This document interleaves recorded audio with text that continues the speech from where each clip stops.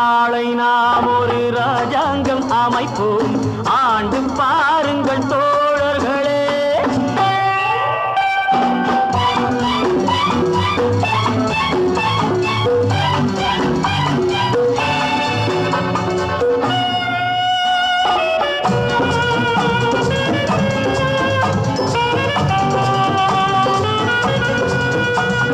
ராமன் ஆளட்டும், சோமன் ஆளட்டும், ஆண்டால் என்ன, காட்டு மான்கள் போல் நாமும் வாழுவோம். வாழ்ந்தால் என்ன, அந்த ஆரோடு நீரோடும் நிலம் காக்க நாம் அறிவோடு வாழ்வதும்